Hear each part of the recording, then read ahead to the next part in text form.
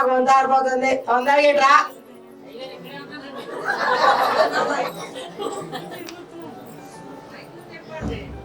ఇక్కడే ఉన్నా నాయ్ గారు. ఈరయ్య, నాకు ఎన్ని ఆస్తిపాస్తులు, ఎన్ని ఇండస్ట్రీస్ ఉన్నాయో నీకు తెలుసు కదరా. మీకంటే నాకే బాగా తెలుసండి మీకు ఎన్ని ఆస్తులు ఉన్నాయో. అది ఎట్లారా? మా బాబులు మీ దగ్గరే పనిచేశారు, వాళ్ళ బాబులు మీ దగ్గరే పనిచేశారు కదండి. ఇప్పుడు నేను మీ దగ్గరే పనిచేస్తున్నాను. అవును, అది కూడా నిజమే. సరేగానండి గారు, ఈ ఆస్తులు పాస్తులు అయినా దేవుడి గురించి ఏం ఆలోచించేది ఏం లేదండి మీరు. నేను అడిగిన దానికి సమాధానం చెప్పిరయ్యా. ఇంత ఆస్తి ఉన్నప్పుడు దేవుడిని నమ్ముకొని నేను ఏం చేయాలా? ఆస్తే నా జీవితం. ఆస్తి ఉన్నంత వరకు నేను సంతోషంగా ఉంటా. చెప్పలేకపోతున్నాను అయ్య గారు. సంతేగానే నేను మిమ్మల్ని ఒకటి అడుగుదాం అనుకుంటున్నానండి. అయ్యే చెప్పరా బాబు.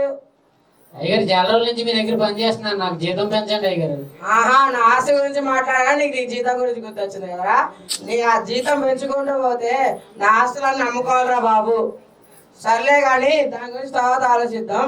ఉదయాన పట్నం నుండి నా ముద్దుల కొడుకు వస్తున్నాడు, వెళ్ళి తీసుకొని రా. సరేనా?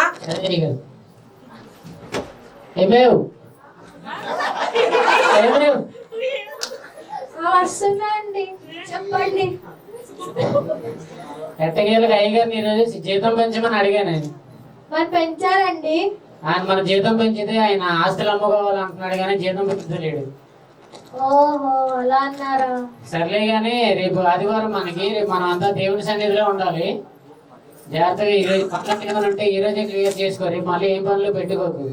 అలాగేనండి. సరే, రేపు అయ్యగారి ముద్దులు కూడా వస్తున్నాడంట, ఆయన తీసుకొని రావాలి. ఉదయాన్నే నాకు ఒకసారి గుర్తు చెయ్యి, మర్చిపోకుండా. సరే అండి, గుర్తు చేస్తాను.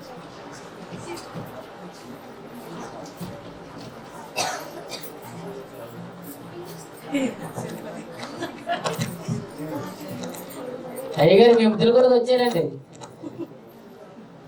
బాగున్నారా నాన్నగారు? నేను బాగున్నాను రా. నువ్వు ఎట్లా ఉన్నావు? మంచిగా ఉన్నాను నాన్నగారు. ఏంటి నాన్నగారు తినట్లేదా? చిక్కిపోయాడు.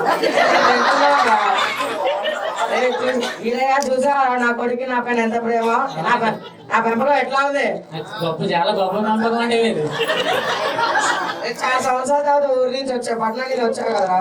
వెళ్ళి ఊరు మొత్తం చూసి రాబో. అరే ఈరయ్య, ఊరు మొత్తం చూపించి రాపోరా. ఈ ప్రపంచంలో నాకు నచ్చింది,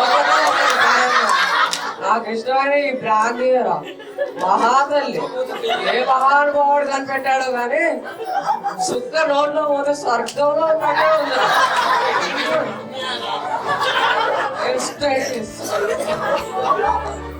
మందు తక్కువైనట్టు ఉంది మనకు.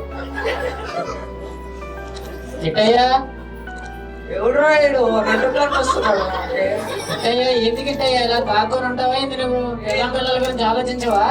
నాకొకరా, ఇదే నా ప్రపంచం. పిల్లలు లేరు, పిల్లలు లేరు, ఇదే నా జీవితం. ఎన్నిసార్లు చెప్పాలి కట్టయ్యా నీకు తాగొద్దని చెప్పి? ఏం లేదు పోరా, ప్రపంచమే నాది. ఏదైతే మళ్ళా నువ్వు చెప్తున్నావు పో. నేను నీకు చెప్పలేకపోతున్నాను రా.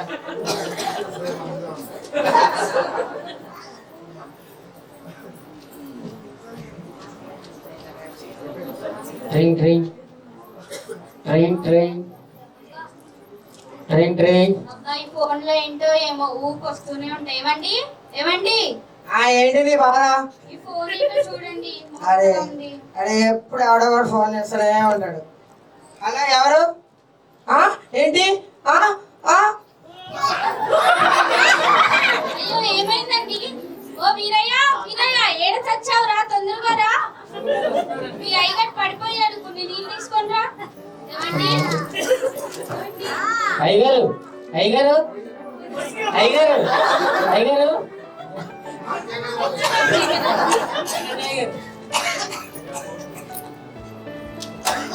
ఏమైందండి అలా పడిపోయారు? అగ్ని ప్రమాదంలో మన ఇండస్ట్రీస్ అన్ని కాలిపోయాయంట. ఇప్పుడు మన మొత్తం ఆస్తి అమ్మినా మన అప్పు మొత్తం తీరదు. అయ్యో, ఇప్పుడు మన ఆస్తి మొత్తం పోయినట్లేనా? అది అనకు, మన ముద్దులో పడుకున్నాడు కదా, మనకి సహాయం చేస్తాడు. సరే అండి, పిలిపించండి. ఏంటి నాన్నగారు ఇంత అర్జెంట్ గా పిలిపించారు? అదే, అగ్ని ప్రమాదంలో మన ఇండస్ట్రీస్ అన్ని కాలిపోయారా, మన ఆస్తి అమ్మినా అప్పు తీరట్లేదా? నాకేం సహాయం చేయగలుగుతారా? ఇన్ని రోజు మీ ఆస్తి నమ్ముకొని ఉన్నాను నాన్నగారు. మీ ఆస్తి పైన నేనేం చేయలేను. మీ గొడవలలో తూడితే నా ఉన్న కొంచెం ఆస్తిలో పోతుంది నాన్నగారు. అరే అలా అనకరా, నాకు ఏదో సహాయం చేయరా. నేనేం చేయలేను నాన్నగారు. అరే అరే వెళ్ళకరా. అరే అరే, అయ్యయ్యో, ఉన్న ఒక్క కొడుకు కూడా వెళ్ళిపోయాడే, ఆస్తి కూడా పోయింది. ఇంకా నేనేం చేయను? నేను కూడా నా కొడుకు దగ్గరికి వెళ్ళిపోతున్నానండి. అమ్మగారు వదిలేయకండి అయ్యగారిని ఇట్లా. మరి ఈరయ్య, నా కొడుకు నా భార్య నన్ను వదిలేసిన చివరి వరకు నువ్వేనా నాకు తోడుగా ఉన్నావు, జీతం పెంచపోయినా. బాధపడకండి అయ్యగారు, అంతా మంచిగా జరుగుతుందండి.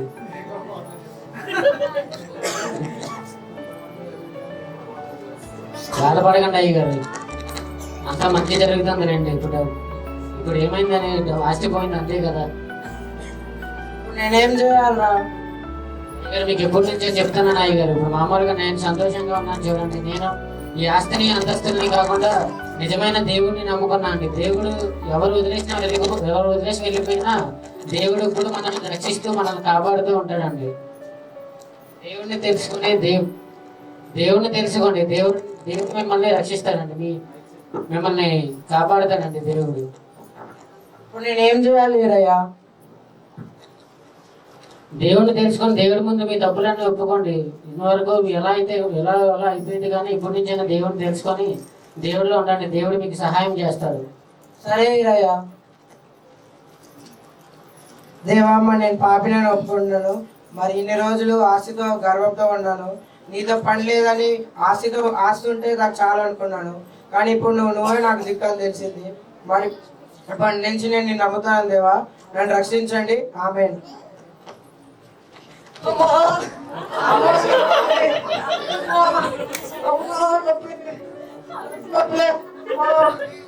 అయ్యో, ఏమైందండి అంతగానో మరుస్తున్నారు? నేను ఎన్నిసార్లు చెప్పానండి తాగొద్దని, అయినా మీరు తాగి మీ ఆరోగ్యం అంతా చెడిపోగొట్టుకుంటున్నారు. హాస్పిటల్కి వెళ్దాం రండి. ఇంగ్లీష్ అసలు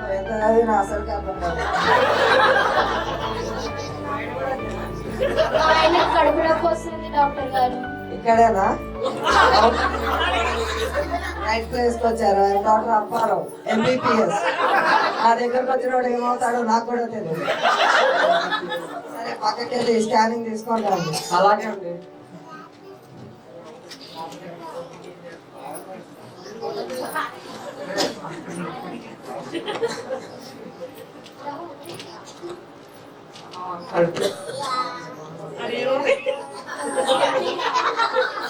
తీసుకోరా, చూసుకో. నువ్వు నీ పిల్లలు చూసుకోండి ఇంటికెళ్ళి. అలాగంటే నాకే మాత్రం అవుతుంది డాక్టర్ గారు. మరి ఆగిరా, చూస్తున్నానుగా. సరే అండి. కంగ్రాచులేషన్స్, సక్సెస్ఫుల్ గా మీ లవర్ చెడిపోయింది.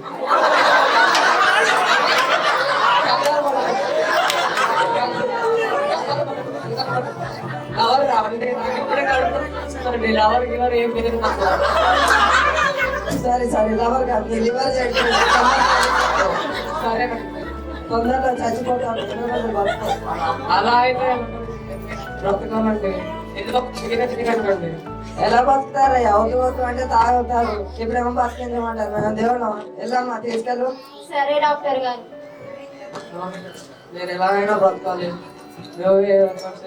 నేనేం చేస్తానండి? ఇంతగానం తాగొద్దన్నా మీరు అంతే తాగారు. ఇప్పుడు ఇలా కూర్చోండి.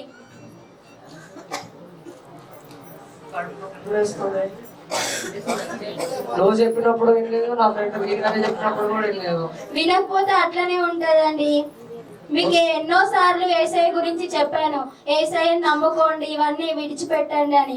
మీరు తాగి ఇంట్లో డబ్బులన్నీ కూడా ఖర్చు పెట్టారు. ఇప్పుడు హాస్పిటల్కి వెళ్ళడానికి కూడా మన దగ్గర డబ్బులు లేవు. ఒకసారి వేరే ఆయన పిలిపించండి. చిన్న క్షణాలు ఆయనతో ఒకసారి మాట్లాడతా. ఓకేనండి. వీరయ్య,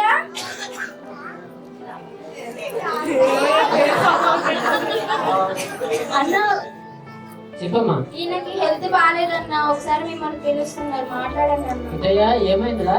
నా లివర్ చెడిపోయింది అంటారా? నేను ఇంకెక్కువ రోజులు బ్రతకాలంట. నువ్వే ఏం చేయాలి? బాధపడకురా, ఏం బాధపడకు. ఇప్పుడు ఎలా ఉందన్న? డాక్టర్ ఏమన్నారు? డాక్టర్ లివర్ చెడిపోయింది, ఎక్కువ రోజులు బ్రతకో అని చెప్పారు. అరే సరేలేరా, నువ్వేం బాధపడకు. మన చేతుల్లో ఏమి లేనప్పుడు ఏమి లేనప్పుడు అప్పుడు మన దేవుడిని నమ్ముకుంటే దేవుడు ఏదో ఒక సహాయం చేస్తాడు.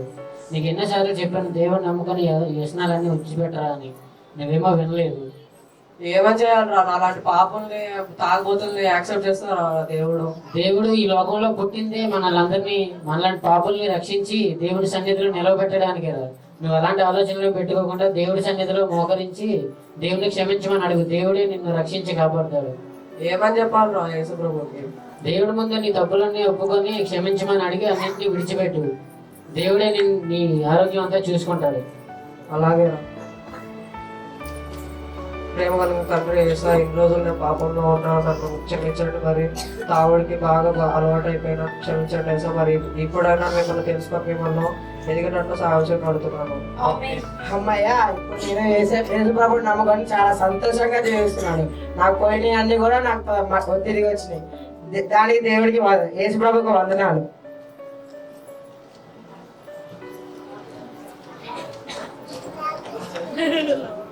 ఎరా నువ్వు ఇంకా బతికేమన్నారా? పోతావు అనుకున్నాను. నేను కూడా అదే అనుకున్నాను డాక్టర్ గారు. కానీ నేను యేసు ప్రభువుని నమ్మిన తర్వాత నా జీవితం ఇట్లా మారిపోయింది. నిన్నే బతికించారంటే మీ యేసు ప్రభు గొప్పవాడేనా?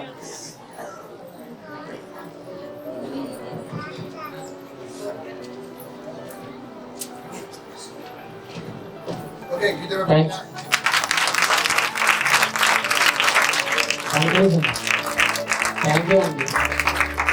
ఇట్లానే చాలా మంది ఈ లోకంలో డబ్బులు ఉన్నాయని చెప్పి చెడు వ్యసనాలన్నింటికి అలవాటు పడిపోయి లోకంలో నశించిపోతున్నారండి. మన యేసు ప్రభువు నిజమైన దేవుడు మనకున్నాడు.